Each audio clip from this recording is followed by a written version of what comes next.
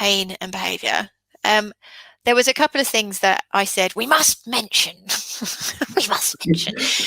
And one of the things that I really wanted us to cover again is that we know that people can really comprehend the direct link. So that hurt, I do this.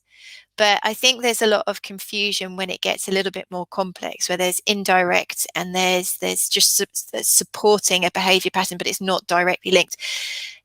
Am I able to just ask you to just expand people's minds about this? Because I know that there's going to be somebody on here and they've got a dog and their husband, for example, can't see the connection because they can only see a direct link. I touched him, he bit me, I get it.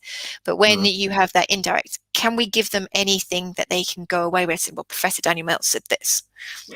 Yeah, I mean, one of the things is, and a lot of the problems that we see, they are exacerbated by the pain. So a lot of behaviour cases that we see, funny, I'm getting an echo now. Maybe I should try putting on a headset as well. If it carries on, if other people are getting echoes, let me know and we'll pick up from there. But yeah, so it's throwing me the echo. Yeah, so it often exacerbates the situation, and in that, so the animal is scared of something, but the fear is so much worse because every time it gets scared, it tenses its muscles, and when it tenses its muscles, it's got sore joints, and that makes it painful to move. Therefore, now, you know, the fear is that much worse. And I mean, there's a case we're dealing with at the moment. We started to see in lovely couple, absolutely stunning dog, black Labrador, really, really nice dog.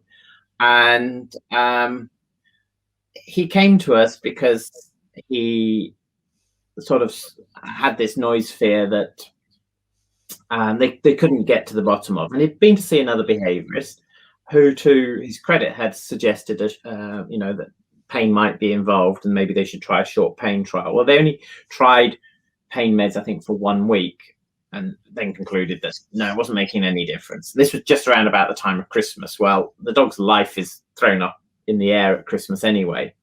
So you know, and when you're going to do pain meds, as you know, it can take a long time before you see any effect. And it can certainly take a long time to find the right medication for the dog if you don't know exactly what's wrong with it. But this dog had so many of the classic signs for its noise fear associated with pain. And it was interesting because the owners had put in the history, you know, we know he's not in pain. And, you know, I started the consultation with them and just went through clarifying a few points. This dog was, you know, had really generalized his fear. So he wouldn't, at times he just wouldn't go outside now, even in the garden. And, you know, he'd been given good advice for desensitization to the noises, to get him used to it. It just hadn't worked at all. Again, you know, it's not, if somebody's been given good advice and the owner tells you that they've tried to implement it and it's making no difference, I'm not somebody who says, well, you know, the owner's just lying. You know, historically, I think that's what some people have thought. But the owner is paying good money, they're going to try it, you know, and they'll say, well, that was just useless advice, I couldn't do it, rather than I tried it and it didn't work. So if it doesn't work, then that's also pretty suggestive that maybe there's something else going on.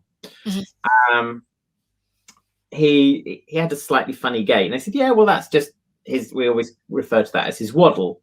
Thinking, well, okay.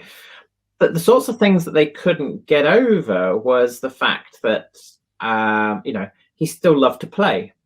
Again, dogs will do that because they can suppress the pain in the short term. If there's lots of positive things,